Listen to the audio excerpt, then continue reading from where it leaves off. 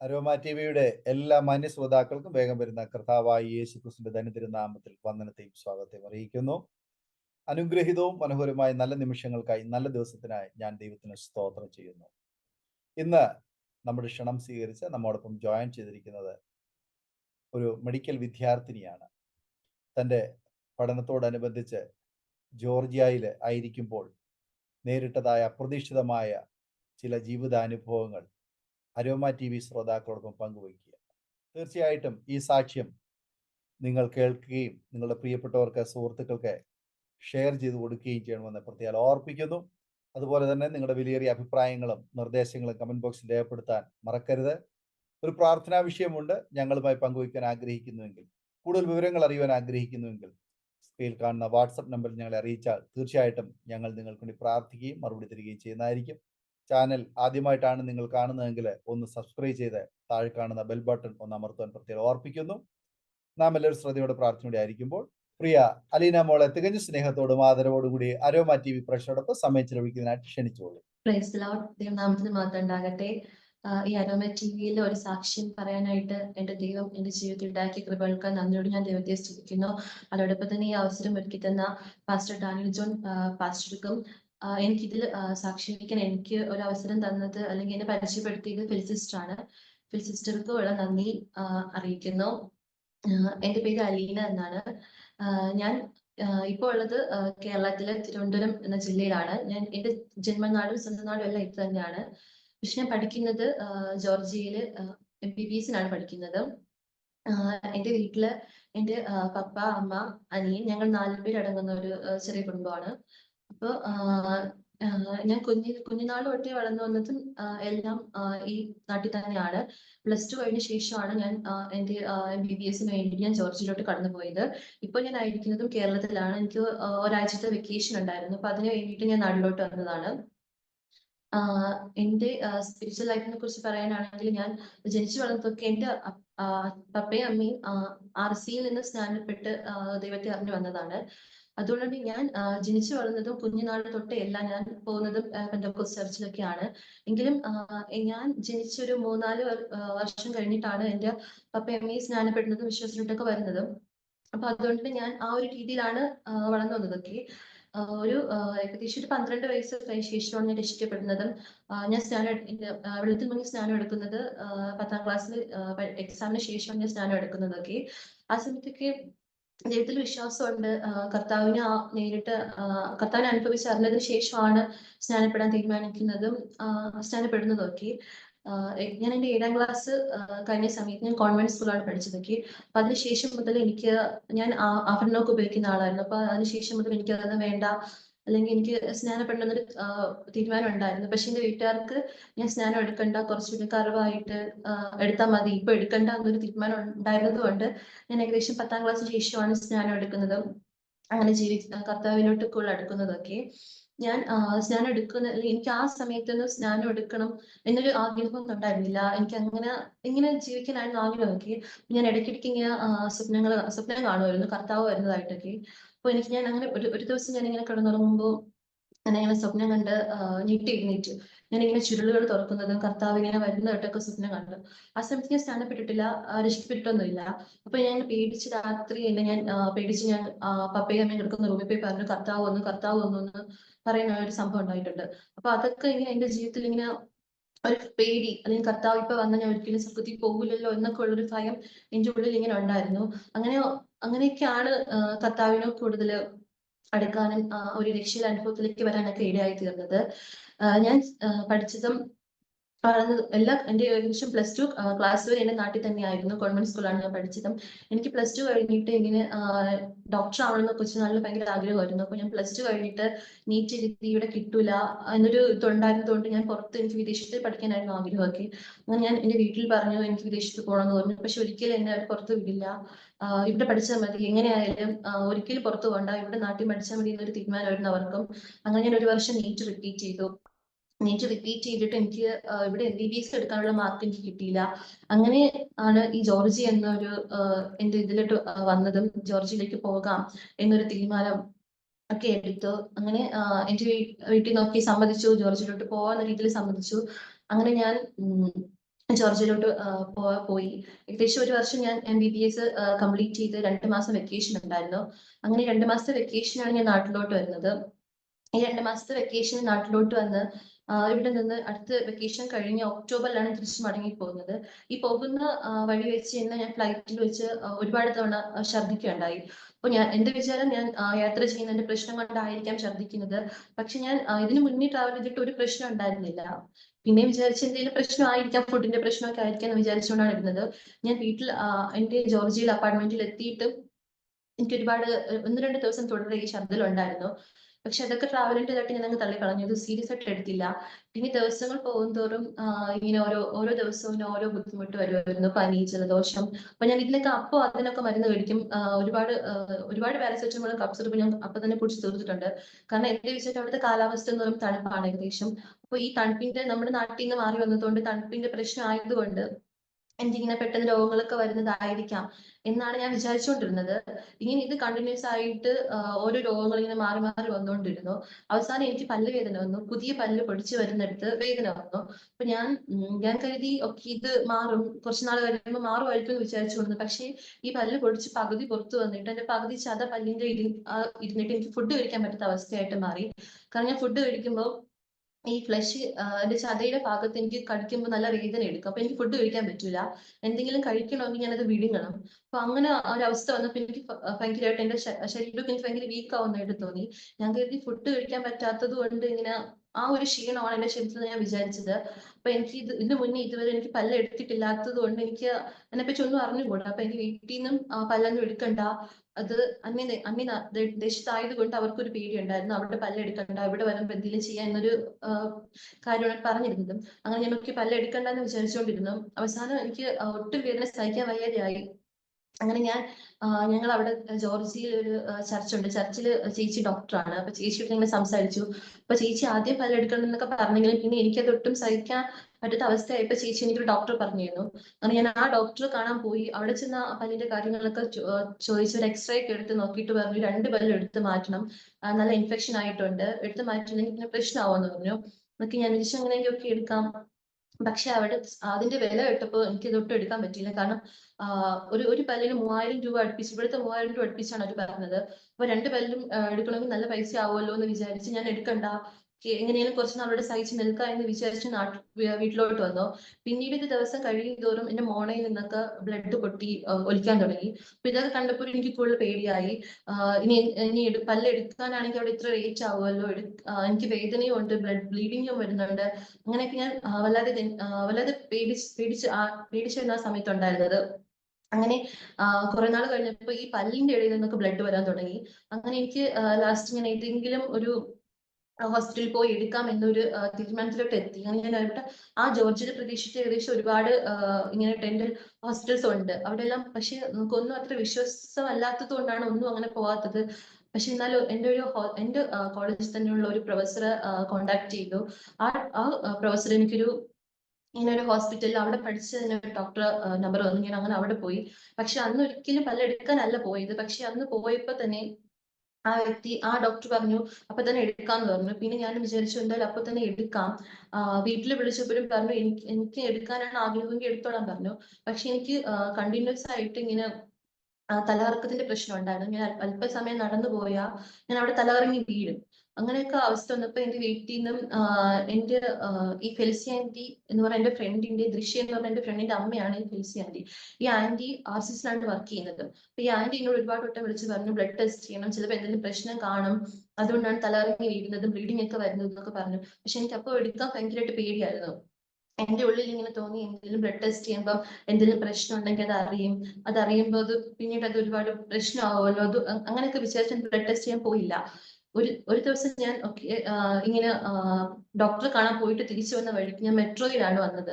Metro നിറച്ച ആൾക്കാരായിരുന്നു, ഇരിക്കാൻ സ്ഥലമൊന്നും ഉണ്ടായിരുന്നില്ല. അപ്പൊ ഞാനിങ്ങനെ ഞാനും എന്റെ 2 ഫ്രണ്ട്സ് ഉണ്ട്. അപ്പൊ ഞങ്ങൾ 3 പേര് നിൽക്കുകയായിരുന്നു. പെട്ടെന്ന് എനിക്ക് തല ഇറങ്ങുമ്പോൾ തോന്നി എനിക്ക് അവിടെ ഇരിക്കാനൊന്നും പറ്റുന്ന ഒരു അവസ്ഥ ഉണ്ടായിരുന്നില്ല.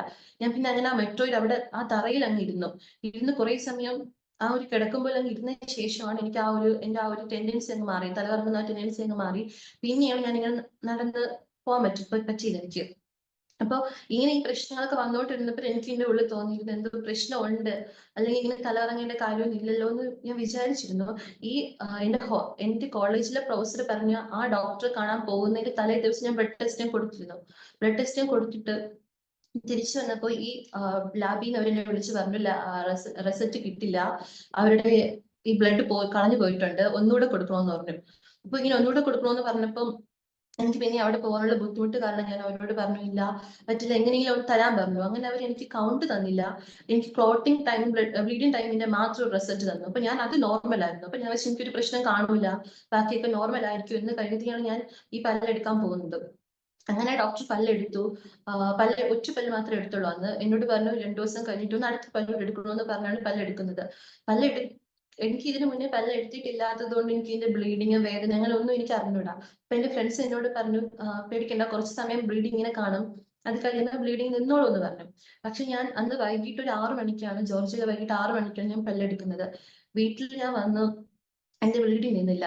ഞാൻ ഏകദേശം ഞാൻ വിചാരിച്ചു ഒരു മണിക്കൂർ 2 മണിക്കൂർ കഴിയുമ്പോൾ ബ്ലീഡിങ് നിൽക്കും, പക്ഷെ ബ്ലീഡിങ് നിന്നില്ല. അന്ന് രാത്രി ഫുൾ ഇത് ബ്ലീഡിങ് ആയിരുന്നു. രാവിലെ നേരം വെളുത്ത് 8 മണി വരെ എന്റെ പല്ലിന് ബ്ലഡ് കണ്ടിന്യൂസ് ആയിട്ട് വന്നുകൊണ്ടിരിക്കുകയായിരുന്നു. അപ്പൊ ഞാൻ ഇങ്ങനെ ഇത്രയും ബ്ലഡ് ഇങ്ങനെ പോകുന്നതുകൊണ്ട് ഞാൻ വിചാരിച്ചു ഇത്രയും ബ്ലഡ് പുറത്തു പോയാലും, കാരണം ഒരു ഗ്യാപ്പ് പോലും ഇല്ലാതെ ബ്ലഡ് ഇങ്ങനെ പൊയ്ക്കൊണ്ടിരിക്കുകയാണ് പല്ലിന്ന്. അങ്ങനെ ഞാൻ കുടിച്ചിറക്കുമായിരുന്നു ഓരോ വരുന്ന ബ്ലഡ് ഞാൻ കുടിച്ചിറക്കും. അപ്പൊ ഞാൻ വിചാരിക്കും അത്രയും ബ്ലഡിന്റെ അകത്തല്ലേ പോകുന്നു, പുറത്തല്ലേ ഞാൻ കുടിച്ചിറക്കുമായിരുന്നു. അങ്ങനെ എനിക്കന്ന് രാത്രി ഉറങ്ങാൻ പറ്റിയിട്ടില്ല. കാരണം ഞാനൊന്ന് ഉറങ്ങിയാ എന്റെ ഈ ബ്ലഡ് പുറത്തു പോകും, എനിക്ക് എനിക്ക് ഉറങ്ങാൻ പറ്റൂല. അങ്ങനെ ഞാൻ ഉറങ്ങാതെ ഓരോ വരുന്ന ബ്ലഡ് ഞാൻ കുടിച്ചിറക്കിക്കൊണ്ട് ആണ് ഇരുന്നിരുന്നത്. അപ്പൊ ഞാൻ അന്ന് എന്റെ ഫ്രണ്ട്, എന്റെ റൂംമേറ്റ് എന്നോട് പറഞ്ഞു നിനക്ക് എന്തെങ്കിലും ആവശ്യം ഉണ്ടെങ്കിൽ എന്നെ വിളിക്കണമെന്ന് പറഞ്ഞിട്ടാണ് അവള് കിടക്കുന്നത്. പക്ഷെ എനിക്ക് അവളെ ബുദ്ധിമുട്ടിക്കണ്ട, ഞാൻ കാരണം ആർക്കൊരു ഭാരം ആവണ്ടെന്ന രീതിയിൽ ഞാൻ അവളെ വിളിച്ചില്ല. പക്ഷെ എങ്കിൽ 4 മണി ആയപ്പോ എനിക്ക് ഒട്ടും പറ്റുന്നില്ല, കാരണം എന്റെ പല്ലിൽ പഞ്ഞി വെച്ചിട്ടുണ്ട്, ഈ പഞ്ഞി ബ്ലഡ് കാരണം ഫുൾ ആയിട്ടുണ്ട്. അങ്ങനെ ഞാൻ അവളെ വിളിച്ച് ദൃശ്യാണ് എന്റെ ഫ്രണ്ടിന്റെ പേര്.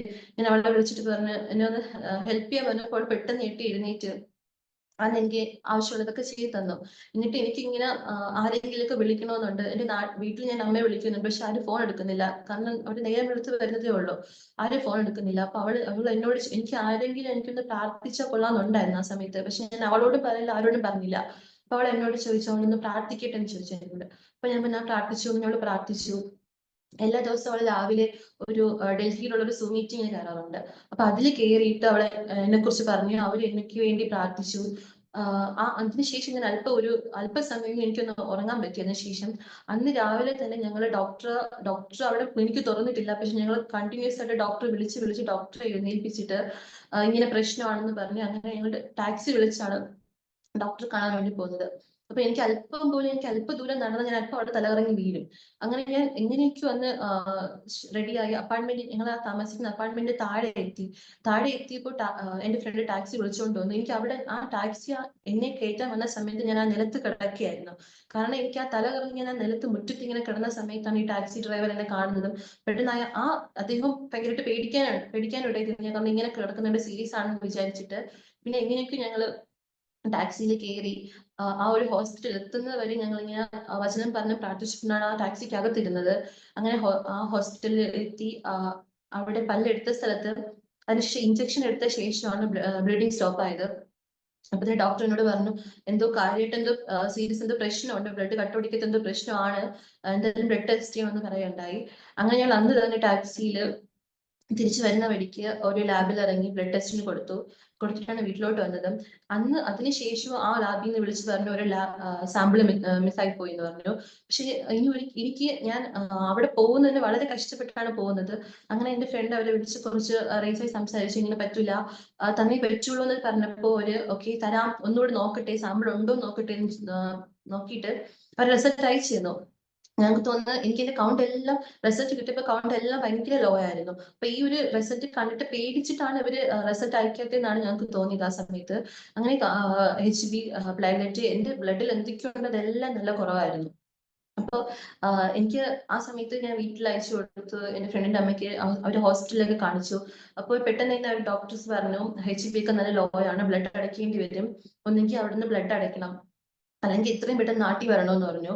കാരണം എനിക്ക് അവിടെ നിന്ന് 2 ഫ്ലൈറ്റ് കയറിയേ നാട്ടിൽ വരാൻ പറ്റുള്ളൂ. അപ്പൊ അവര് പറഞ്ഞു എനിക്കത് റിസ്ക് ആണ്. കാരണം ഫ്ലൈറ്റിൽ കയറുമ്പോൾ പിന്നെയും കൗണ്ട് ലോ ആകും. അത് എന്റെ ഹെൽത്തിനെ എന്നെ നല്ല നല്ല ബാധിക്കും എന്ന് പറയുകയുണ്ടായി.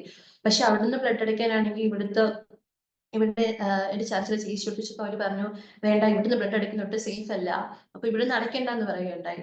അപ്പൊ ഞങ്ങൾക്ക് ഇങ്ങനെ രണ്ട് കൺഫ്യൂഷൻ ആയിരുന്ന സമയത്ത് എന്ത് ചെയ്യണമെന്നൊന്നും അറിഞ്ഞൂടായിരുന്നു. അങ്ങനെ എന്റെ വീട്ടിൽ നിന്ന് പറഞ്ഞു നമുക്ക് ഒന്നും നോക്കണ്ട, ദൈവത്തിൽ മാത്രം വിശ്വസിച്ചുകൊണ്ട് ഇങ്ങോട്ട് വരാം, കാരണം അവിടെ ഇനി എത്ര നാൾ നിന്നാലും എപ്പോ തിരിച്ചു വരാൻ പറ്റുമെന്ന് അറിയില്ല.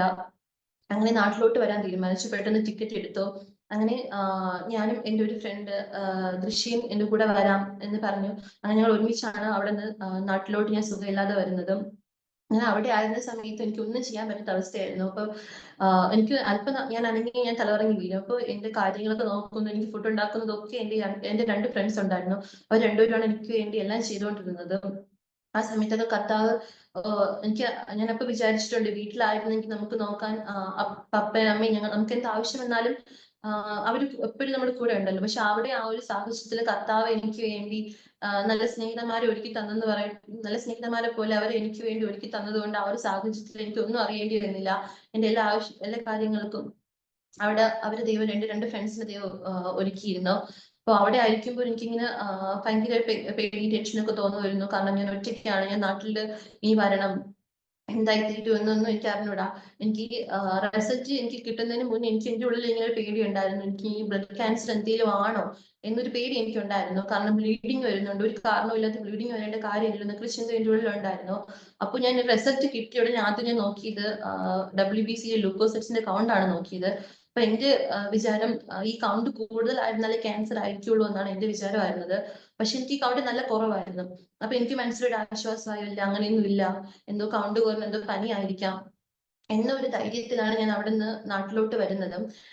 ഞങ്ങള് എയർപോർട്ടിൽ ചെല്ലുമ്പോൾ അവിടെ എനിക്ക് നടക്കാൻ പറ്റില്ല. അപ്പൊ എനിക്ക് വീൽ ചെയറിന്റെ ആവശ്യമുണ്ട്. അപ്പൊ അവരുടെ അടുത്ത് എനിക്ക് എന്റെ ഈ കൗണ്ടിന്റെ പ്രശ്നം അവരുടെ അടുത്ത് പറഞ്ഞ് എനിക്ക് ഒരിക്കലും ട്രാവൽ ചെയ്യാൻ പറ്റൂല. അവരെന്നോട് ചോദിക്കുന്നുണ്ട് എന്താണ് പ്രശ്നം എന്ന് ചോദിക്കുന്നുണ്ട് വീൽ ചെയർ ചോദിച്ചപ്പോ. അപ്പൊ ഞാൻ പറയുന്നത് എനിക്ക് പനിയാണ്, പല്ലെടുത്തിട്ടുണ്ട്, അതിന്റെ പ്രശ്നം കാരണമാണെന്ന് പറഞ്ഞു. എന്നിട്ട് അവർ എന്നോട് പറഞ്ഞു ഒട്ടും വൈകിയെങ്കിൽ ട്രാവൽ ചെയ്യരുത്, കാരണം ഫ്ലൈറ്റിൽ ഒരിക്കലും ആവശ്യമുള്ള ഡോക്ടറെ കിട്ടൂല എന്നൊരു പറയണ്ടായി. പക്ഷെ എനിക്ക് ഒന്നും ചെയ്യാൻ പറ്റില്ല, കാരണം കൗണ്ടിന്റെ കാര്യം പറയാൻ പറ്റില്ല. ഈ ഒരു ഒറ്റ റീസൺ പറഞ്ഞുകൊണ്ടാണ് അവരുടെ അടുത്ത് വീൽ ചെയർ ചോദിക്കുന്നത്. അങ്ങനെ ഞാൻ ജോർജിയ എയർപോർട്ടിൽ നിന്ന് ഈ തിരുവനന്തപുരത്ത് എയർപോർട്ടിൽ വന്നതെല്ലാം ഈ ഒരു വീൽ ചെയറിന്റെ സഹായത്തോടെയാണ്. ഞാൻ ഈ ഫ്ലൈറ്റിൽ കയറുന്നത്, ഫ്ലൈറ്റിൽ നിന്ന് ഇറങ്ങിയതും എല്ലാം. ഞാൻ ഇവിടെ വീട്ടിൽ നിന്ന് ഇറങ്ങുന്നതിന് മുന്നേ എന്റെ ജോർജിയയിലെ ചർച്ചിലെ പാസ്റ്ററും ചേച്ചിയും വിളിച്ചൊന്ന് പ്രാർത്ഥിച്ചിട്ടാണ് അവിടെ നിന്ന് ഇറങ്ങിയത്. അപ്പൊ അവരെന്നോട് ഇങ്ങനെ ഓരോ ടിപ്പ് പറയുമായിരുന്നു. ഫ്ലൈറ്റിൽ ഇരിക്കുമ്പോൾ എന്റെ അടുത്ത് അധികം വെയിറ്റ് ഒന്നും എടുക്കില്ല. അതുപോലെ നമുക്ക് ഈ ഫ്ലൈറ്റിൽ കയറിയവർക്ക് അറിയാം, ഫ്ലൈറ്റ് എടുക്കുന്ന സമയത്ത് നിർത്തുന്ന സമയത്ത് നമുക്ക് ഒരു കാതിൽ ഒരു മുഴക്കം പോലെ അല്ലെങ്കിൽ ഒരു വല്ലായ്മ തോന്നാറുണ്ട്. അപ്പൊ എന്നോട് ഇങ്ങനെ പറയും ഹെഡ്സെറ്റ് വെച്ചിട്ട് എന്തെങ്കിലും പാട്ട് കേട്ടോണ്ടൊക്കെ ഇരിക്കണം, അപ്പൊ ആ ഒരു ബുദ്ധിമുട്ട് അറിയാൻ പറ്റില്ല എന്ന് പറയണ്ടായി. അങ്ങനെ ഞാൻ ഈ ഫ്ലൈറ്റിൽ കയറി നാട്ടിലെത്തുന്നത് വരെ ഒറ്റ പാട്ടാണ് ഞാൻ കേട്ടോണ്ടിരുന്നത്, പെറ്റമ്മ പോലും അറിയാത്ത വൻ കാട്ടിൽ എന്നൊരു പാട്ട്. അത് ഞാൻ ഈ വയ്യാതായി എന്റെ റൂമിലായിരുന്ന സമയത്തൊക്കെ ഞാൻ സ്ഥിരം എപ്പോഴും കണ്ടിന്യൂസ് ആയിട്ട് കേട്ടോണ്ടിരുന്ന പാട്ടാണിത്. കാരണം അത് എനിക്ക് എന്റെ ലൈഫോട്ട് ഭയങ്കരമായിട്ട് റിലേറ്റ് ചെയ്യാൻ പറ്റിയിട്ടുണ്ട് എന്ന് എനിക്ക് തോന്നിയിട്ടുണ്ട്. കാരണം പെറ്റമ്മ പോലും കാണാനില്ലാത്തൊരു വൻ കാട്ടിൽ കർത്താവും ദൂതന്മാരുമായിട്ട് ഇറങ്ങി വന്നത് കൊണ്ടാണ് എനിക്ക് ആ രക്ഷ നേടാൻ കഴിഞ്ഞത് എന്നൊരു അർത്ഥം വരുന്ന ഒരു പാട്ടാണത്. അപ്പൊ ആ ഒരു പാട്ടാണ് ഞാൻ കണ്ടിന്യൂസ് ആയിട്ട് ഇങ്ങനെ കേട്ടോണ്ടിരുന്നത്. അപ്പൊ എനിക്ക് ബഹ്റൈൻ വരെയായിരുന്നു ഫ്ലൈറ്റ് ഒക്കെ. ഞാൻ 2 ഫ്ലൈറ്റ് കയറണം, ഫസ്റ്റ് ബഹ്റിനിൽ, പിന്നെ നേരിട്ട് ട്രിവാൻഡ്രത്തോട്ട് വരുന്നതാണ്.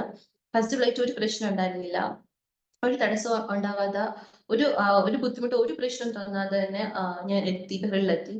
പക്ഷെ ബഹ്റിനിൽ നിന്നായിരുന്നു എനിക്ക് ദൂരം കൂടുതൽ ഇങ്ങോട്ട് വരാൻ. ബഹ്റിനിൽ സെക്കൻഡ് ഫ്ലൈറ്റ് എനിക്ക് കയറാൻ സമയമായപ്പോൾ തന്നെ എന്റെ സീറ്റുമായിട്ട് ഭയങ്കര പ്രശ്നമായി. എന്ന് വെച്ചാൽ എനിക്ക് അവര് ബിസിനസ് ക്ലാസ് തന്നു, എന്റെ ഫ്രണ്ടിന് അവര് വേറെ സീറ്റും കൊടുത്തു. അപ്പൊ ഞങ്ങൾ രണ്ടുപേരും സെപ്പറേറ്റ് ആയിരുന്നു.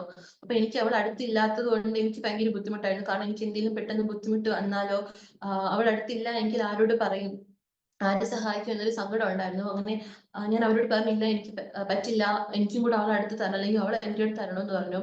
പക്ഷെ അവര് പറഞ്ഞു അങ്ങനെ ഇനി മാറ്റാൻ പറ്റില്ല, അവൾക്ക് അവിടെ കൊടുത്തു, എന്റെ അടുത്ത് അവളെ അടുത്തിരിക്കുന്ന ആളടുത്ത് മാറിയിരിക്കാൻ പറഞ്ഞാൽ അങ്ങനെ ഇരിക്കാന്ന് പറഞ്ഞു. പക്ഷെ ഒരിക്കലും ആള് വേറെ നമ്മൾ വേറെ സീറ്റ് കൊടുക്കുമ്പോൾ ഫ്ലൈറ്റിൽ മാറിയിരിക്കാൻ എല്ലാവർക്കും ബുദ്ധിമുട്ടാണ്. പക്ഷെ എന്റെ ബിസിനസ് ക്ലാസ് ആയതുകൊണ്ട് ആര് പറഞ്ഞാലും പെട്ടെന്ന് ഒരു മാറിയിരിക്കാം. അങ്ങനെ ദൈവം സഹായിച്ച് ആ വ്യക്തി അവിടെ നിന്ന് മാറി ചോദിച്ചപ്പോൾ തന്നെ മാറി, ബിസിനസ് പാസ്പോർട്ട് മാറി. അങ്ങനെ എനിക്കും അവർക്ക് ഒരുമിച്ചിരിക്കാൻ പറ്റി. ഞാൻ ഈ ഫ്ലൈറ്റിൽ ഇരിക്കുമ്പോൾ എന്റെ ബൈബിൾ എന്റെ കയ്യിലുണ്ട്. കാരണം ഞാൻ എനിക്ക് എവിടെ നിന്ന് കയറുമ്പോൾ എനിക്ക് അറിയില്ല നാട്ടിൽ എങ്ങനെ എത്തുമെന്നൊന്നും എനിക്ക് യാതൊരു ഇതുമില്ല. കാരണം ഒന്ന് മാത്രമേ അറിയൂ, കർത്താവ് പ്രവർത്തിച്ചാൽ അല്ലെങ്കിൽ കർത്താവ് സഹായിച്ചാലേ നാട്ടിൽ എത്തുള്ളൂ, ജീവനോടെ എത്തുള്ളൂ എന്ന് ഒറ്റ ഒരു ബോധ്യം മാത്രമേ എനിക്ക് ആ സമയത്ത് ഉണ്ടായിരുന്നുള്ളൂ. അങ്ങനെ ഞങ്ങൾ രണ്ടുപേരും ഇങ്ങനെ പ്രാർത്ഥിച്ചും 91 സങ്കീർത്തനം ഇങ്ങനെ എപ്പോഴും പറഞ്ഞുകൊണ്ടിരിക്കുമായിരുന്നു. എപ്പോഴും ഇങ്ങനെ പ്രാർത്ഥിച്ചാണ് ആ ഫ്ലൈറ്റിൽ ഇരുന്നത്. ആ ഒരു ഫ്ലൈറ്റ് ഏകദേശം എത്താൻ ഒരു അരമണിക്കൂർ 1 മണിക്കൂർ ബാക്കിയുള്ളപ്പോൾ എനിക്ക് വല്ലാത്തൊരു എന്തോ ഒരു മരണവെപ്രാളം, അല്ലെങ്കിൽ ആ ഒരു എനിക്കത് എങ്ങനെ അത് പറയാൻ അറിഞ്ഞൂടാ. ആ ഒരു മരണം ഇനി അപ്പം മരിക്കും എന്നൊരു ചിന്ത എനിക്ക് വന്നു. ഞാൻ ഇങ്ങനെ തല കറങ്ങുന്നത് പോലെ ഒരു വെപ്രാളം പോലെയൊക്കെ എനിക്ക് വന്നു. പെട്ടെന്ന് എന്ത് ചെയ്യണമെന്ന് അറിഞ്ഞൂടാ. കാരണം ഫ്ലൈറ്റ് പെട്ടെന്ന് നിർത്താനൊന്നും പറ്റൂല. ആരോടും പറഞ്ഞില്ല. ഞാനും അവളും കൂടെ പ്രാർത്ഥിച്ചും വചനം പറഞ്ഞുകൊണ്ട് ആ ഒരു അരമണിക്കൂർ ഞങ്ങൾ എങ്ങനെയോ കടത്തി വിട്ടു. അങ്ങനെ എങ്ങനെയോ ട്രിവാൻഡ്രം എയർപോർട്ടിൽ എത്തി. അവിടെ വീൽ ചെയറിൽ വന്നു. വീൽ ചെയറിലാണ് എന്റെ വീട്ടുകാർ എന്നെ കാണുന്നത്. അപ്പൊ എന്റെ വീട്ടുകാർക്ക് ആകെ തളർന്ന അവസ്ഥയിലായിരുന്നു. എന്നെ ഇങ്ങനെ കണ്ടതിലൊക്കെ ഞാൻ വളരെ ക്ഷീണിച്ച അവസ്ഥയിലുമായിരുന്നു. അങ്ങനെ ഞങ്ങൾ ഉടനെ തന്നെ മെഡിക്കൽ കോളേജിൽ അഡ്മിറ്റ് ആയി. മെഡിക്കൽ കോളേജിൽ ഏകദേശം ഒരാഴ്ചത്തോളം ഞാൻ അവിടെ ഉണ്ടായിരുന്നു. അവിടെ അവര് പല ടെസ്റ്റുകൾ ചെയ്തിട്ട് ഒരു ടെസ്റ്റിൽ ഒന്നും തെളിയുന്നില്ല. അവര് ഓരോ ടെസ്റ്റുകൾ ചെയ്യുന്നു. അവർ പറഞ്ഞു ഇനി ഒന്നുകൂടെ ചെയ്ത് നോക്കാം, അല്ലെങ്കിൽ വേറെ ചെയ്ത് നോക്കാന്ന് പറഞ്ഞു ഇങ്ങനെ ഓരോ ടെസ്റ്റുകൾ ചെയ്യുന്നുണ്ടായിരുന്നു. അവസാനം അവർ പറഞ്ഞു ഇനി നമുക്ക് ഒരു ടെസ്റ്റ് ബാക്കിയില്ല, എല്ലാത്തിലും നെഗറ്റീവ് ആണ് കാണിക്കുന്നത്, ഒന്നും പോസിറ്റീവ് ആയിട്ട് കാണിക്കുന്നില്ല, ഇനി ബോൺമാരോ ടെസ്റ്റ് മാത്രമേ ബാക്കിയുള്ളൂ എന്ന് പറയുകയുണ്ടായി. അപ്പൊ എനിക്ക് ഇങ്ങനെ ബോൺമാരോ ടെസ്റ്റ് ചെയ്യണമെന്ന് കേട്ടപ്പോൾ എനിക്ക് ഭയങ്കര പേടി തോന്നി. കാരണം ബോൺമാരോ ടെസ്റ്റ് ചെയ്യുമ്പോൾ അത് വേറെ ഒന്നിലും പോസിറ്റീവ് ആവുന്നില്ല. അപ്പൊ അത് പോസിറ്റീവ് ആണെങ്കിൽ ക്യാൻസർ ആയിരിക്കുമല്ലോ. അപ്പൊ അത് അങ്ങനെ ആയിരിക്കുമല്ലോ എന്ന് വെച്ച് ഭയങ്കര ടെൻഷൻ ആയിരുന്നു എനിക്ക് ആ സമയത്ത്. അപ്പൊ ഞാൻ അമ്മയോട് പറഞ്ഞു എനിക്ക് ബോൺമാരോ ടെസ്റ്റ് ചെയ്യണ്ട. അങ്ങനെ ഡോക്ടറെ അടുത്തും പറഞ്ഞു എനിക്ക് ബോൺമാരോ ടെസ്റ്റ് ചെയ്യണ്ടെന്ന് പറഞ്ഞു. പക്ഷേ ഡോക്ടർ തന്നെ വന്ന് എന്നോട് സംസാരിച്ചു. ഇങ്ങനെ ചെയ്യാതിരുന്ന എനിക്ക് അതിനെ പറ്റി അറിയാമല്ലോ എന്നൊക്കെ പറഞ്ഞ് അവർ ഒരുപാട് സംസാരിക്കുകയും അവസാനം അവർ ബോൺമാരോ ടെസ്റ്റ് ചെയ്യാം എന്നൊരു രീതിയിലെത്തി. പക്ഷെ എനിക്ക് എന്റെ പ്ലാറ്റ്ലെറ്റ് കൗണ്ട് നോർമൽ ആവാത്തത് കൊണ്ട് അവരൊരിക്കലും ചെയ്യേണ്ടെന്നായിരുന്നു ആദ്യം അവരുടെ തീരുമാനമൊക്കെ. കാരണം ബോൺമാരോ ടെസ്റ്റ് ചെയ്യുമ്പോൾ എന്റെ ബ്ലീഡിങ് ആവും. അപ്പോൾ കൗണ്ട് ഓക്കെ അല്ല എങ്കിൽ എനിക്ക് ഒരുപാട് ബ്ലീഡിങ് ഉണ്ടാവാൻ ചാൻസ് ഉണ്ട്. അപ്പൊ അത് എനിക്ക് റിസ്ക് ആണ് എന്ന് പറഞ്ഞ് അവരിതിങ്ങനെ നീട്ടിക്കൊണ്ട് പോയായിരുന്നു. അവസാനം അവരൊരു ദിവസം ഇത് എന്തായാലും നോക്കണ്ട, ഇനിയിപ്പോ ഇത്ര നാൾ ചെയ്യാതിരുന്നാൽ ഇതിനി സീരിയസ് ആവും എന്ന് വിചാരിച്ചിട്ട് അവർ വന്ന് ബോൺമാരോ ടെസ്റ്റ് ചെയ്തു. മജ്ജ പരിശോധിക്കുന്നതാണ് അത്. അതിൽ നിന്ന് ക്യാൻസർ ആണോ എന്ന് തെളിയിക്കാൻ വേണ്ടി അവർ ചെയ്യുന്നതാണത്. അപ്പൊ അവര് അന്ന് ടെസ്റ്റ് ചെയ്തു. അന്ന് രാത്രി തന്നെ ഇവർക്കൊരു റിസൾട്ട് എന്തോ കിട്ടി. ഇവര് വന്നു എന്റെ അമ്മയോട് സംസാരിക്കാതെ എന്റെ പപ്പയുണ്ടോ എന്ന് അന്വേഷിച്ചു അവര് വന്ന് ഡോക്ടേഴ്സ് വന്ന് സംസാരിച്ചു. അപ്പോഴേ എന്റെ അമ്മയ്ക്ക് ഇങ്ങനെ എന്തോ സംശയം തോന്നി, എന്തോ സീരിയസ് ആയിട്ട് എന്തോ പ്രശ്നമാണ് എന്ന രീതിയിൽ. അങ്ങനെ അന്ന് രാത്രി എനിക്കും ഉറപ്പായി എന്തോ പ്രശ്നമുണ്ട് എന്ന രീതിയിൽ. അങ്ങനെ ഞാൻ അന്ന് രാത്രി ഞാനിങ്ങനെ കട്ടിലിൽ കിടക്കുമ്പോൾ ഞങ്ങൾ പ്രാർത്ഥിക്കുമായിരുന്നു, കർത്താവ് ഒന്നും വരുത്തല്ലേ എന്ന രീതിയിൽ, അല്ലെങ്കിൽ അങ്ങനെ ഒന്നും പ്രശ്നം ഉണ്ടാവല്ലേ എന്ന രീതിയിൽ പ്രാർത്ഥിക്കുമായിരുന്നു. എന്റെ അമ്മയെ തറയിൽ കിടന്ന് കരയുന്നത് എനിക്ക് കാണാമായിരുന്നു. ആ സമയത്ത് കരഞ്ഞ് പ്രാർത്ഥിക്കുന്നുണ്ടായിരുന്നു. പക്ഷേ പിറ്റേ ദിവസം കറക്റ്റ് റിസൾട്ട് വന്നു. റിസൾട്ട് വന്നപ്പോൾ അവര് പറഞ്ഞു ബ്ലഡ് ക്യാൻസർ ആണ്, AML എന്ന് പറയുന്ന ഒരു ടൈപ്പ് ആണെന്ന് പറഞ്ഞു. എനിക്ക് ആ സമയത്ത് ക്യാൻസർ ഇങ്ങനെ പല ബ്ലഡ് ക്യാൻസർ ഉണ്ടെന്നല്ലാതെ ബ്ലഡ് ക്യാൻസർ ഇങ്ങനെ തന്നെ ഇത്രയും ഡിഫറെന്റ് ടൈപ്പ് ഉണ്ടെന്ന് പറഞ്ഞുകൂടായിരുന്നു. ബ്ലഡ് ക്യാൻസർ ഒരു 5-6 ടൈപ്പ് ഉണ്ട്. അപ്പൊ അതിലൊരു ടൈപ്പാണ് AML. അതാണ് എനിക്ക് ഇന്നൊരു പറയാനുണ്ടായി. അപ്പൊ ആ സമയത്ത് എനിക്ക് അറിഞ്ഞൂടാ എങ്ങനെ റിയാക്ട് ചെയ്യണം, അല്ലെങ്കിൽ കരയണമെന്നെങ്കിൽ ഒരു റിയാക്ഷനും ആ സമയത്തൊന്നും ഉണ്ടായിരുന്നില്ല. പക്ഷെ എന്റെ അമ്മയും പപ്പയൊക്കെ ഭയങ്കര കരച്ചിലും അവർ ഭയങ്കര സങ്കടത്തിലൊക്കെ ആയിരുന്നു. അന്ന് അവിടെ നിന്ന് എന്നെ എന്റെ ഫ്രണ്ടിന്റെ അമ്മ RCCയിൽ വർക്ക് ചെയ്യുന്നത് കൊണ്ട് അപ്പൊ ഒരു RCCയിലോട്ട് റെഫർ ചെയ്യാന്ന് പറഞ്ഞു. RCCയിൽ പോയാൽ മതി, ഇവിടെ അവർക്ക് ട്രീറ്റ്മെന്റിന് ചെയ്യുന്നേക്കാളും RCCയിലായിരിക്കും ബെറ്റർ ട്രീറ്റ്മെന്റ് എന്ന് പറഞ്ഞു. അങ്ങനെ അങ്ങോട്ട് പോകാനുള്ള കാര്യങ്ങളൊക്കെ ആയി. അങ്ങനെ RCCയിൽ പോയി. RCCയിൽ പോയി അഡ്മിറ്റ് ആകുമ്പോൾ തന്നെ അവര് അന്ന് തന്നെ ബോൺമാരോ ടെസ്റ്റ് ഒക്കെ വീണ്ടും ചെയ്യും. അവരൊന്നുകൂടെ കൺഫേം ചെയ്തിട്ട് അവരവിടെ അഡ്മിറ്റ് ആക്കത്തുള്ളൂ. അപ്പൊ അവര് ടെസ്റ്റ് ചെയ്ത് നോക്കിയപ്പോ അവര് പറഞ്ഞു AML അല്ല, ഇത് മാറിയിട്ടുണ്ട്, മെഡിക്കൽ കോളേജിൽ നിന്ന് പറഞ്ഞ ടൈപ്പ് അല്ല എനിക്കെന്ന് പറഞ്ഞു. അപ്പൊ ആ സമയത്ത് എനിക്കിത് അറിഞ്ഞൂടാ, APML AML തമ്മിൽ ഡിഫറൻസ് ഒന്നും എനിക്ക് അറിഞ്ഞൂടാ. APML ആണെന്ന് പറഞ്ഞു. ശരിക്കും പറഞ്ഞാൽ AML ആണെങ്കിൽ 95% രക്ഷപ്പെടാൻ ചാൻസ് ഇല്ലാത്തതാണ് ഈ AML. ആദ്യം എനിക്ക് പറഞ്ഞ അസുഖം. രണ്ടാമത്തെ പറഞ്ഞത് 95% രക്ഷപ്പെടാൻ ചാൻസ് ഉള്ളതാണ്. നമ്മുടെ മകന്റെ വിവാഹം കുറച്ച് ടെൻഷനായിരുന്നു.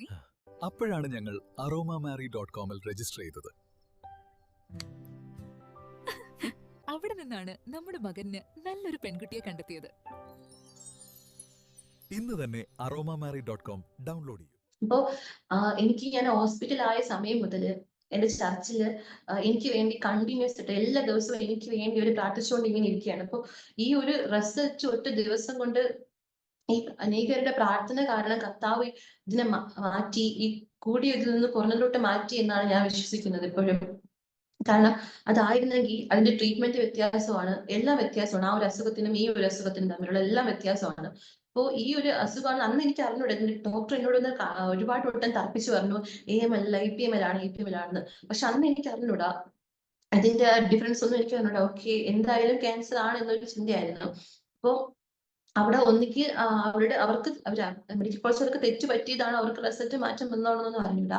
അവര് രണ്ടാമതും ഒരാഴ്ചക്ക് ശേഷം മെഡിക്കൽ കോളേജിൽ നിന്ന് വിളിച്ചിരുന്നു, നിങ്ങൾക്ക് റിസൾട്ട് കിട്ടിയോ?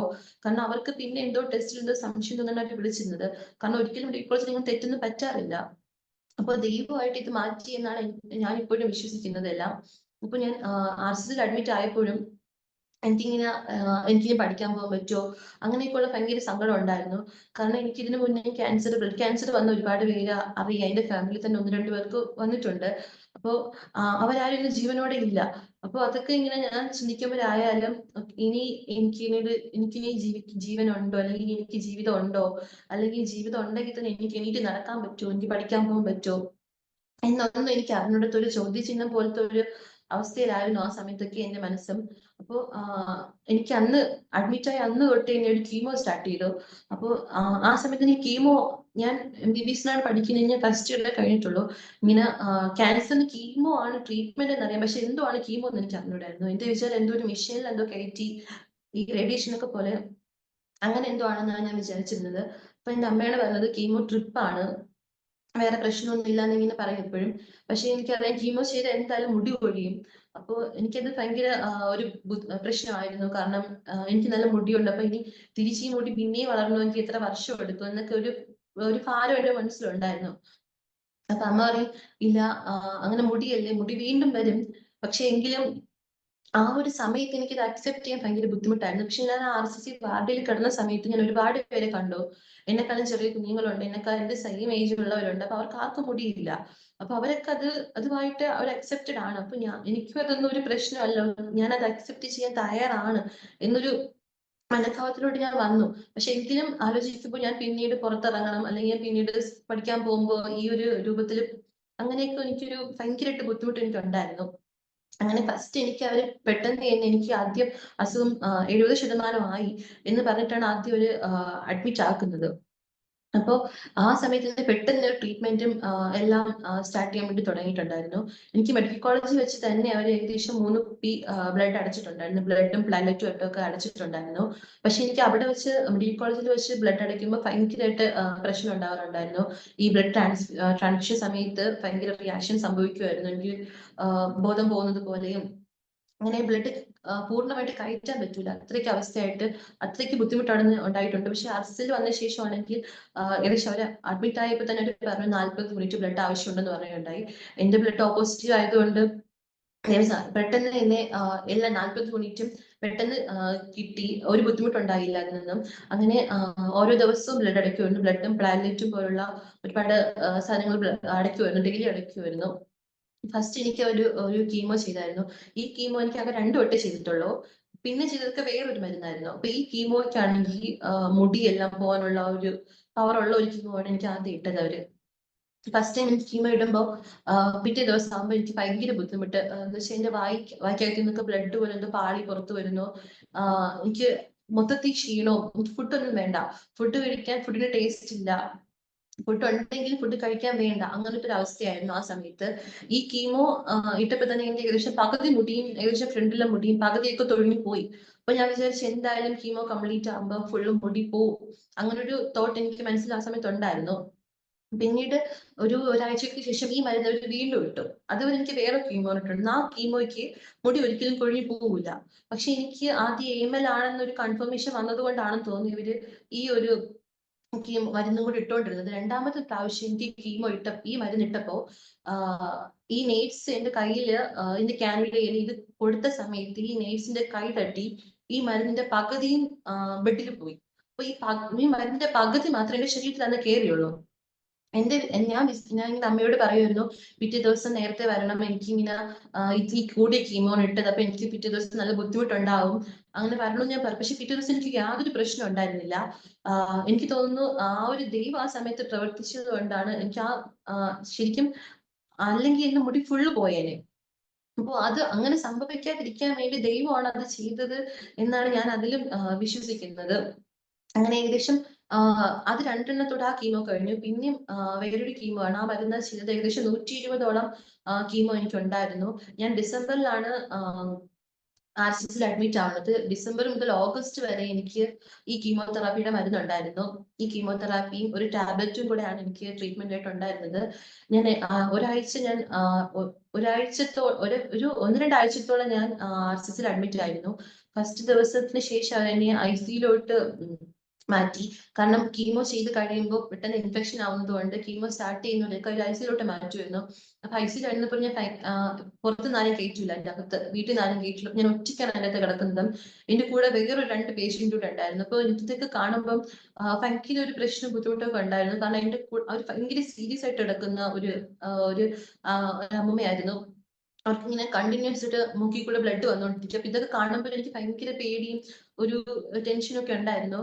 ആ സമയത്ത് ഞാൻ വീട്ടിൽ നിന്ന് ആരും ഇല്ല, വീട്ടിൽ നിന്ന് ആരെയും കയറ്റില്ല. അപ്പൊ എന്റെ കൂടെ ബൈബിൾ ഉണ്ട്. അപ്പൊ ഞാൻ ഈ ബൈബിൾ ഇങ്ങനെ, എനിക്ക് രാത്രി ഉറങ്ങാൻ പറ്റാറില്ല, എനിക്ക് ഉറക്കം വരാറില്ല. അപ്പൊ ഞാൻ ഇങ്ങനെ ബൈബിൾ കെട്ടിപ്പിടിച്ച് കിടന്ന് പ്രാർത്ഥിച്ചിട്ടാണ് കിടക്കുന്നത്. അങ്ങനെയാണ് ഞാൻ ഉറങ്ങിക്കൊണ്ടിരുന്നത്. പിന്നീട് ഞാൻ എങ്ങനെയെങ്കിലും എനിക്ക് ICUയിൽ നിന്ന് പുറത്ത് വന്നാൽ മതി, കാരണം എന്റെ അകത്തൊരു വല്ലാത്തൊരു ഏകാന്തത പോലത്തെ ഒരു അവസ്ഥയായിരുന്നു എന്റെ അകത്ത്. കർത്താവ് ഈ ബൈബിളും ഉള്ളത് കൊണ്ടാണ് ഞാൻ അതിന്റെ അകത്ത് പിടിച്ചു നിന്നതും എല്ലാം. അങ്ങനെ പുറത്ത് പിന്നീട് അവർ ഉടനെ തന്നെ എന്നെ ഒരു 1 ദിവസത്തേക്കുള്ള എന്നെ ICU കിടത്തിയില്ല. ഉടനെ തന്നെ എന്നെ അവർ പുറത്ത് വാർഡിലോട്ട് ഷിഫ്റ്റ് ചെയ്തു. ഏകദേശം ഒരാഴ്ചത്തോളം ഈ വാർഡിൽ ഉണ്ടായിരുന്നു.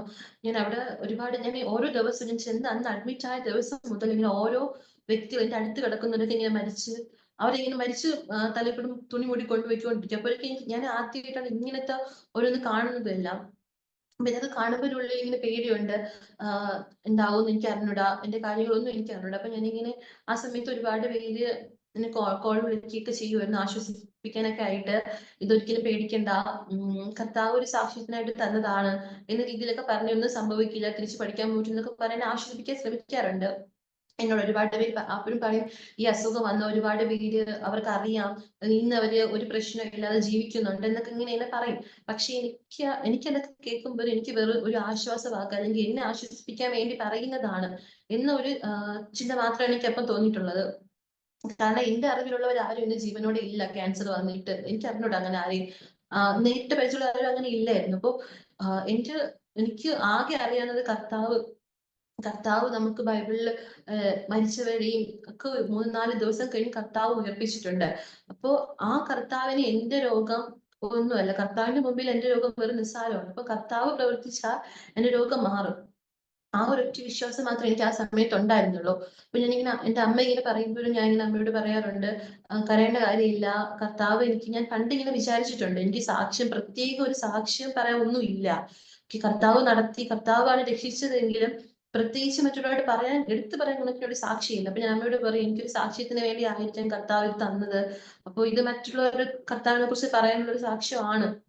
കർത്താവിനെ ഇതിന്ന് വിടുവിക്കും എന്ന് ഞാനിങ്ങനെ അമ്മയടുത്ത് ഇങ്ങനെ പറയുമായിരുന്നു. ആ സമയത്തും ഞാനിങ്ങനെ വിചാരിച്ചിരുന്നില്ല, എനിക്കിനി തിരിച്ച് പഠിക്കാൻ വരാൻ പറ്റുമെന്ന് ഞാൻ വിചാരിച്ചിരുന്നില്ല.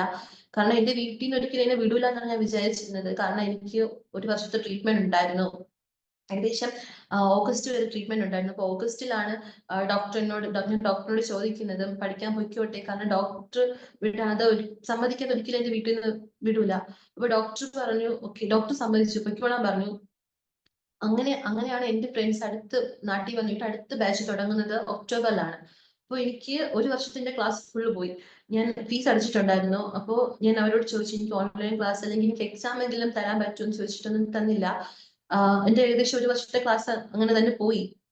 പക്ഷെ അങ്ങനെയൊക്കെ പോയെങ്കിലും ഞാൻ ഇനി പോവാൻ പറ്റും, ഒന്നുകൂടെ 1 വർഷം കൂടെ നഷ്ടമാവുന്നേ ഉള്ളൂ, പോകാം എന്നൊരു ചിന്ത എനിക്ക് മനസ്സിലുണ്ടായിരുന്നു.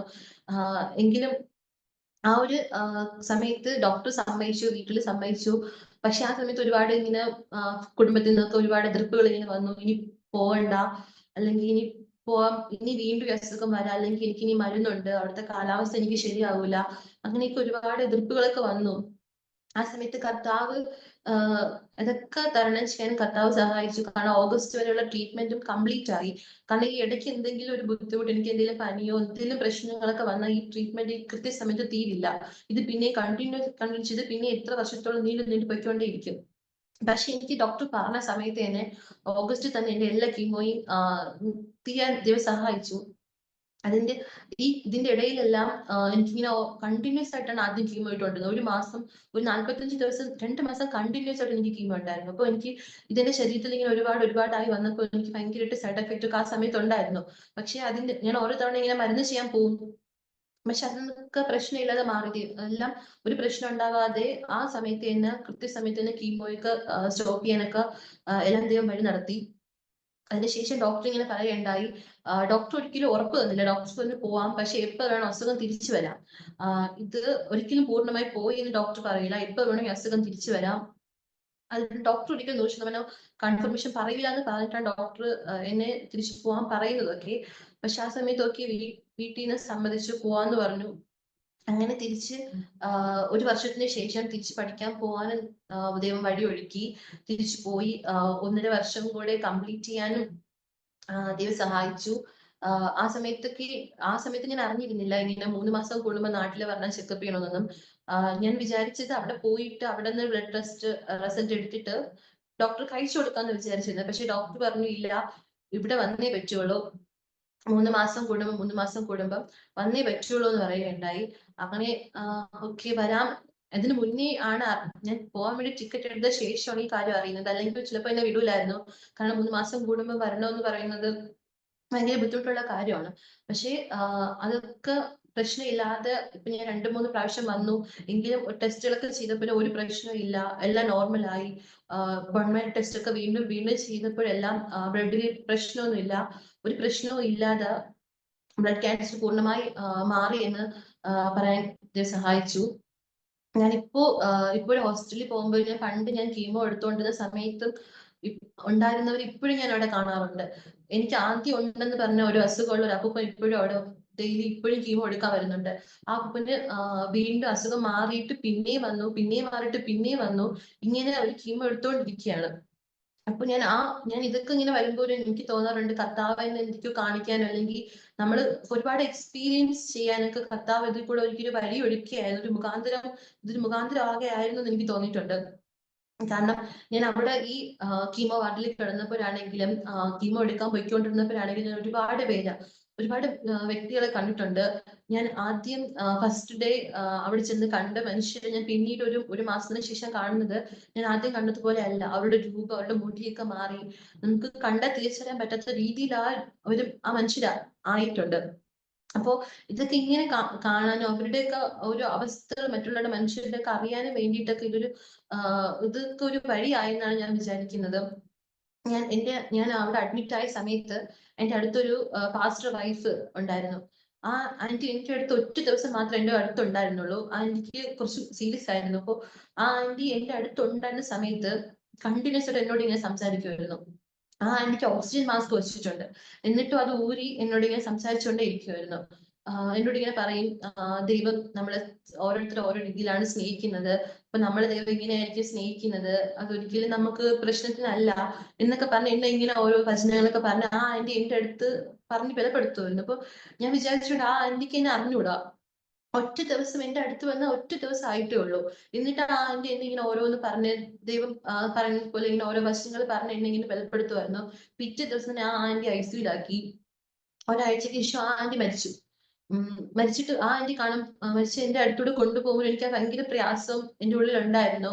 കാരണം എനിക്ക് നന്നായിട്ട് അറിയാവുന്ന ഒരാളാണ്. അപ്പൊ എന്റെ അടുത്ത് ഇങ്ങനെ കൊണ്ടുപോകുന്നത് എനിക്ക് ഭയങ്കര ബുദ്ധിമുട്ടായിരുന്നു ആ സമയത്ത്. പക്ഷെ എങ്കിലും കർത്താവ് ഒരു ദിവസമെങ്കിലും എന്നോട് ഒരു വചനം, അല്ലെങ്കിൽ എന്നോട് അല്പസമയം പറഞ്ഞ് എന്നെ ആശ്വസിപ്പിക്കാൻ, അല്ലെങ്കിൽ എന്നെ ഒന്ന് ബലപ്പെടുത്താൻ ആ ആന്റിക്ക് കഴിഞ്ഞു. അപ്പൊ ദൈവം അതൊക്കെ ഒരു വഴി ഒരുക്കിയതാണ്, ആ ആന്റിയിലൂടെ ഒരു വഴി ഒരുക്കിയതാണ്. ആ ഒരു കീമോ വാർഡിൽ കിടന്ന സമയത്ത് ഞാൻ വളരെയധികം സങ്കടത്തോടെ ഭാരത്തോടെയൊക്കെ കിടന്ന സമയത്ത് ഇങ്ങനെ ഓരോ വ്യക്തികളിലൂടെ കർത്താവിന് സംസാരിക്കാനുള്ളത് കർത്താവ് എന്നോട് സംസാരിച്ചുകൊണ്ടിരിക്കുകയായിരുന്നു. അപ്പോൾ ഞാൻ ഇപ്പൊ അതൊക്കെ ചിന്തിക്കുമ്പോഴായാലും അല്ലെങ്കിൽ അതിന് ശേഷമായാലും ഇങ്ങനെ ഓരോ വ്യക്തികളിലൂടെ കർത്താവ് എന്നെ ആ സമയത്ത് ആശ്വസിപ്പിക്കുകയും കർത്താവ് പറയേണ്ട കാര്യങ്ങൾ എന്നോട് സംസാരിക്കുകയും ഞാൻ ഒരിക്കലും വിചാരിച്ചിരുന്നില്ല RCCയിൽ എത്തുമെന്നൊന്നും ഞാൻ കാണാൻ പോലും പോകുമെന്ന് വിചാരിച്ചിരുന്നില്ല.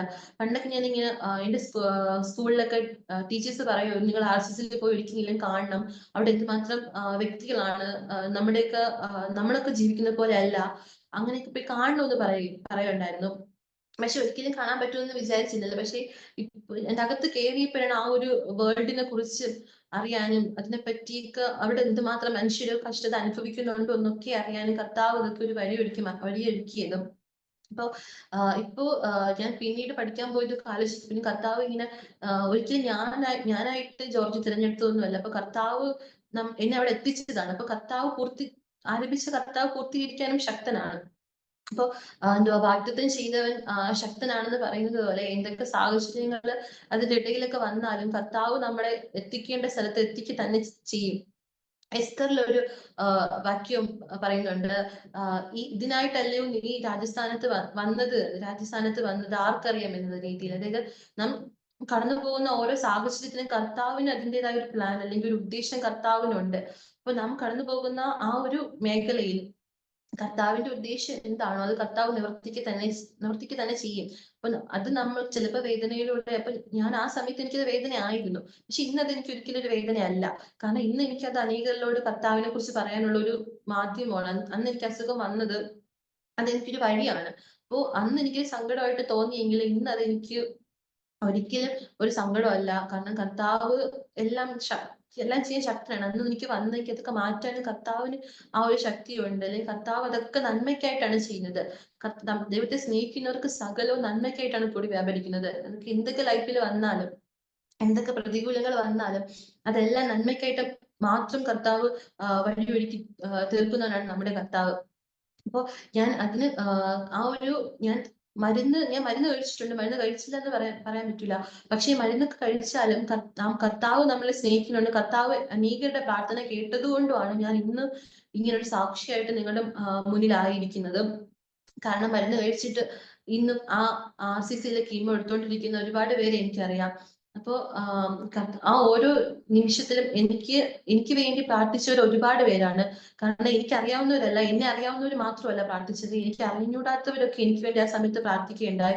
എന്റെ സഭയിൽ ഡെയിലി പ്രാർത്ഥന, എന്റെ പാസ്റ്ററും എന്നെ ഡെയിലി വിളിച്ച് ഫോണിലൂടെ പ്രാർത്ഥിക്കുമായിരുന്നു. അങ്ങനെ ഒരുപാട് പേരുടെ പ്രാർത്ഥന കാരണമാണ്, കർത്താവിന്റെ ആ ഒരു കൃപയാണ് എനിക്ക് പൂർണ്ണമായി സൗഖ്യം ദൈവം തന്നതും ഇന്നിങ്ങനെ സാക്ഷിയായി നിങ്ങളുടെ മധ്യേ ഇരിക്കാൻ ദൈവം എന്നെ സഹായിച്ചതും. ഇപ്പൊ കർത്താവിന് ഒന്നും അസാധ്യമല്ല. കർത്താവിന് സകലവും സാധ്യമാണ്. ബൈബിളില് എനിക്ക് ആ സമയത്തൊക്കെ എന്നെ താങ്ങി നിർത്തിയത് ആ വചനങ്ങളൊക്കെയാണ്. കാരണം 4 നാളായ വ്യക്തിയെ ഉയർപ്പിക്കാൻ കഴിയുന്ന കർത്താവിന് എന്റെ അസുഖം, ആ ഒരു കർത്താവ് എന്നോട് കൃപ കാണിച്ചാൽ എനിക്ക് ഒരു നിമിഷം മതി എന്റെ അസുഖം എന്നെ വിട്ട് മാറാൻ. ആ ഒരു വിശ്വാസത്തിൽ തന്നെയാണ് എനിക്ക് ആ സമയത്ത് ഒരു വിശ്വാസം ഉണ്ടായിരുന്നു, തിരിച്ചു പോകാൻ പറ്റും, പഠിക്കാൻ പറ്റും എന്നൊരു വിശ്വാസം ഉണ്ടായിരുന്നു. പക്ഷെ എങ്കിലും എല്ലാം കർത്താവിന്റെ കയ്യിലാണ്. എങ്കിലും കർത്താവ് സകലവും ചന്തോചിതമായി ചെയ്യുമെന്ന് പറയും പോലെ കർത്താവ് അതിൻ്റെതായ സമയത്ത് എല്ലാം ഭംഗിയായി പൂർത്തിയാക്കി. ഇപ്പൊ കർത്താവ് നമ്മളെ ഓരോരുത്തരെയും സഹായിക്കാൻ ശക്തനാണ്.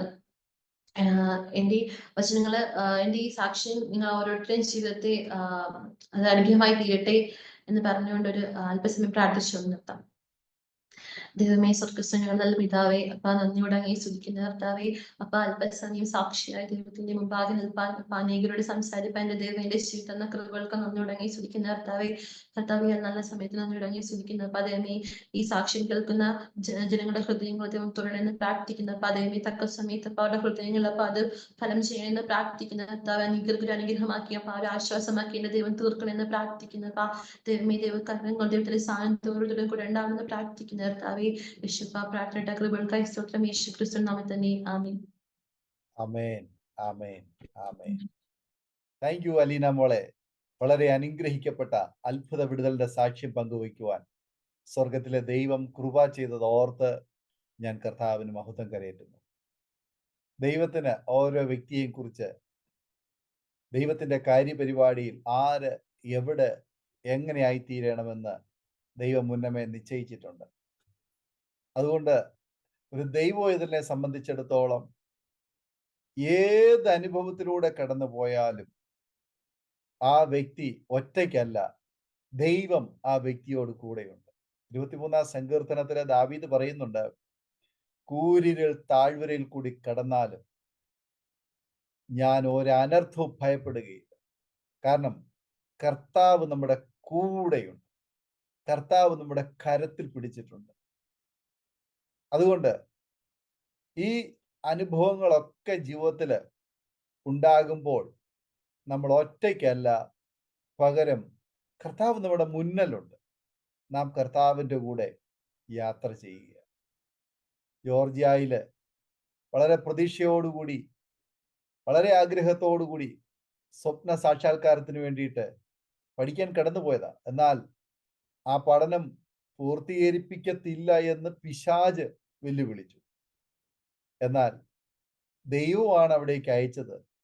ദൈവം അതിനെ പൂർത്തീകരിപ്പാനും ദൈവത്തിൻ്റെ കാര്യപരിപാടിയിൽ സമാന ജീവിതാനുഭവങ്ങളിലൂടെ കടന്നു പോകുന്ന ഒരുപാട് പേർക്ക് പ്രിയ അലീന മോള് ഒരാശ്വാസമായി, അവരുടെ വേദനകളെ തിരിച്ചറിഞ്ഞ് അവരോട് ചേർന്ന് നിന്ന് അവർക്ക് ഒരു സഹായമായി തീരുവാൻ തക്കവണ്ണം ഉള്ള ഒരു ട്രെയിനിങ് ഫീൽഡ് കൂടിയാണ്. കേവലം ഒരു തിയറിക്കൽ ലൈഫല്ല, ഒരു പ്രാക്ടിക്കൽ ലൈഫ് കൂടി ഈ ജീവിതത്തിൽ, ഈ ചെറിയ പ്രായത്തിനിടയിൽ ഒരു ബോൾഡ് ആയിട്ടുള്ള ഒരു ലൈഫിലേക്ക് ദൈവം മോഡിഫൈ ചെയ്യുകയായിരുന്നു എന്ന് ഈ സാക്ഷ്യം കേൾക്കുന്ന ഏതൊരു വ്യക്തിക്കും മനസ്സിലാക്കുവാൻ കഴിയും. എത്രയോ പ്രിയപ്പെട്ടവർക്ക് ലഭിക്കാതെ പോയ ഈ നിമിഷം പ്രിയ മോക്ക് ദൈവം തന്നു. അത് മാത്രമേ ഈ സമയത്ത് പറയാൻ കഴിയത്തുള്ളൂ. അത്ഭുത ഒരു ദൈവിക സ്പർശനം പ്രാരംഭത്തിൽ മോൾ ഓർപ്പിച്ചു. എല്ലായ്പ്പോഴും കാണുന്ന ദൈവിക ദർശനം, സ്വർഗത്തിലെ ആ അനുഭവങ്ങൾ, കർത്താവിൻ്റെ കൂടെയുള്ളതായ ആ സഹവാസം, ദൈവിക സാന്നിധ്യം, അവയെക്കുറിച്ചൊക്കെ നിരന്തരം കാണുന്നതായ ആ ദർശനങ്ങൾ, അത് ജീവിതത്തിൽ സ്വപ്നമോ കേവലമോ ഒരു ദർശനമോ ആയിരിക്കുക എന്നുള്ളതല്ല, പകരം അതിൻ്റെ യാഥാർത്ഥ്യം ജീവിതത്തിൽ ഉടനീളം അനുഭവിച്ചറിയുവാൻ കർത്താവ് അവസരങ്ങളെ ഒരുക്കുകയാണ്. ദൈവത്തിൻ്റെ സൗഖ്യം, ദൈവം തന്നെ സ്നേഹിക്കുന്ന മക്കളെ ശിക്ഷിക്കുന്നു. എന്നാൽ തക്ക സമയത്ത് നമുക്കുണ്ടാകുന്ന തീച്ചൂളയുടെ അനുഭവത്തിലും നമുക്ക് മുന്നമേ അവിടെ ഇറങ്ങി നമുക്ക് വേണ്ടി വീര്യം പ്രവർത്തിക്കുന്ന, അത്ഭുതങ്ങളെ പ്രവർത്തിക്കുന്ന ഒരു ദൈവമാണ് നമ്മുടെ ദൈവമെന്ന് തിരുവെഴുത്തുകൾ നമ്മെ പഠിപ്പിക്കുന്നു. പ്രിയമോളുടെ ജീവിതത്തിൽ, സഹപാഠികളുടെ നടുവിൽ, പഠിക്കുന്ന സ്ഥാപനത്തിൽ, ഉൾപ്പെട്ടു നിൽക്കുന്ന സമൂഹത്തിൽ, സഭയിൽ, എല്ലായിടത്തും ഒരത്ഭുത സാക്ഷ്യമാക്കി ദൈവം ഇതുവരെ നിർത്തി. അതുകൊണ്ടാണ് ഇങ്ങനെ അരോമ TV ചാനലിൽ പോലും വന്ന് ഇങ്ങനെ ഒരു സാക്ഷ്യം പറയുവാൻ അവസരം ഉണ്ടായത്. തീർച്ചയായിട്ടും ഈ സാക്ഷ്യം കേൾക്കുന്ന ആയിരക്കണക്കിന് പ്രിയപ്പെട്ടവർക്ക്, പ്രത്യേകിച്ച് യങ്സ്റ്റേഴ്സിന് നല്ല പ്രചോദനം പകരുന്ന വാക്കുകളും അനുഭവങ്ങളും മോളിലൂടെ പങ്കുവയ്ക്കുവാൻ കർത്താവ് കൃപ ചെയ്തു. അതാണ് അവർക്ക് ഒരു ഉത്സാഹമായിരിക്കും. പ്രത്യേകിച്ച് കാൻസർ രോഗത്താൽ ഭാരപ്പെടുന്ന, ബ്ലഡ് ക്യാൻസർ രോഗത്താൽ ഭാരപ്പെടുന്ന, മറ്റ് ശാരീരിക ആരോഗ്യ പ്രശ്നങ്ങളിലൂടെ കടന്നു പോകുന്ന അനേക പ്രിയപ്പെട്ടവർക്ക് മോളുടെ സാക്ഷ്യം ഒരു പ്രചോദനമായി തീരും, ഉത്സാഹമായി തീരും, അവർക്കൊരു ധൈര്യമായി തീരും, ഒരാശ്വാസമായി തീരും. കർത്താവ് അവരെയും ബലപ്പെടുത്തട്ടെ, സൗഖ്യമാക്കട്ടെ, ആശ്വസിപ്പിക്കട്ടെ എന്ന് ആഗ്രഹിക്കുകയും പ്രാർത്ഥിക്കുകയും ചെയ്യുന്നു. തുടർന്നും മോളുടെ പഠനം, ഭാവി എല്ലാം അനുഗ്രഹമാകട്ടെ, ധന്യമാകട്ടെ. സൗഖ്യത്തോടെ, ആരോഗ്യത്തോടെ, ദീർഘായുസോടെ ജീവിച്ചിരുന്ന് കർത്താവിൻ്റെ നല്ല സാക്ഷ്യം വഹിക്കുവാൻ, അനേകർക്ക് പ്രത്യാശ പകരുന്ന വാക്കുകൾ പറഞ്ഞു കൊടുക്കുവാൻ അലീന മോളെ ദൈവം ഉപയോഗിക്കട്ടെ എന്ന് ഞങ്ങളും ആഗ്രഹിക്കുന്നു, ആശംസിക്കുന്നു, പ്രാർത്ഥിക്കുന്നു. ഈ വിലപ്പെട്ട സാക്ഷ്യം സമയം വേർതിരിച്ച് അരോമ TV ശ്രോതാക്കളോടൊപ്പം പങ്കുവച്ചതിന് പ്രത്യേക നന്ദി അറിയിക്കുന്നു. God bless you. പ്രേക്ഷകരെ, ഈ സാക്ഷ്യം നിങ്ങൾക്കും ഒരു വേറിട്ട അനുഭവമായി തീർന്നു ഞാൻ വിശ്വസിക്കുകയാണ്. ഞാൻ പറഞ്ഞതുപോലെ തന്നെ തീർച്ചയായിട്ടും നിങ്ങളെ ഏവരെയും വളരെ തൊട്ട് സംസാരിച്ച ചില നിമിഷങ്ങളാണ് നാം ഇപ്പോൾ കേട്ടുകൊണ്ടിരുന്നത്. നിങ്ങളുടെ പ്രിയപ്പെട്ടവർക്ക്, സുഹൃത്തുക്കൾക്ക്, നിങ്ങൾ ആഗ്രഹിക്കുന്ന ആളുകൾക്ക് ഈ സാക്ഷ്യം കേൾക്കുവാൻ വേണ്ടി ഷെയർ ചെയ്ത് കൊടുക്കണം. അതുപോലെ തന്നെ നിങ്ങളുടെ വിലയേറിയ അഭിപ്രായങ്ങളും നിർദ്ദേശങ്ങളും കമന്റ് ബോക്സിൽ രേഖപ്പെടുത്തണം. സമാന ജീവിതാനുഭവങ്ങളിലൂടെ കടന്നു പോകുന്നവർക്ക് ഒരു ധൈര്യം പകരുവാൻ ഈ സാക്ഷി അവർക്ക് ഷെയർ ചെയ്ത് കൊടുക്കൂ. അവർ കേട്ട് അനുഗ്രഹിക്കട്ടെ. അതിലൂടെ ദൈവനാമം മഹിമപ്പെടുവാൻ മുഖാന്തരമായി തീരുമല്ലോ. മാത്രമല്ല, നിങ്ങൾക്കൊരു പ്രാർത്ഥനാ വിഷയമുണ്ട്, ഞങ്ങളുമായി പങ്കുവയ്ക്കാൻ ആഗ്രഹിക്കുന്നുവെങ്കിൽ, കൂടുതൽ വിവരങ്ങൾ അറിയുവാൻ ആഗ്രഹിക്കുന്നുവെങ്കിൽ, സ്ക്രീനിൽ കാണുന്ന വാട്സപ്പ് നമ്പറിൽ ഞങ്ങളെ അറിയിക്കൂ. ഞങ്ങൾ നിങ്ങൾക്ക് പ്രാർത്ഥിക്കുകയും മറുപടി തരികയും ചെയ്യുന്നതായിരിക്കും. സാക്ഷ്യം പറഞ്ഞ പ്രിയപ്പെട്ടവരോടൊപ്പം എല്ലാ തിങ്കളാഴ്ചയും രാത്രി 8:30 മണി മുതൽ ഓൺലൈനിലൂടെ നടക്കുന്ന പ്രാർത്ഥനാ കൂട്ടായ്മയിൽ നിങ്ങൾക്ക് പങ്കെടുക്കാവുന്നതാണ്. അടുത്ത അനുഗ്രഹിക്കപ്പെട്ട സാക്ഷ്യവും വചനചിന്തയുമായി നാം വീണ്ടും കൂടി കാണുവരെയും എല്ലാ പ്രിയപ്പെട്ടവർക്കും good bye. God bless you all. ആമേൻ. ആമേൻ. നമ്മുടെ മകന്റെ വിവാഹം കുറച്ച് ടെൻഷനായിരുന്നു. അപ്പോഴാണ് ഞങ്ങൾ aromamary.com രജിസ്റ്റർ ചെയ്തത്. അവിടെ നിന്നാണ് നമ്മുടെ മകന് നല്ലൊരു പെൺകുട്ടിയെ കണ്ടെത്തിയത്. ഇന്ന് തന്നെ aromamary.com ഡൗൺലോഡ് ചെയ്യൂ.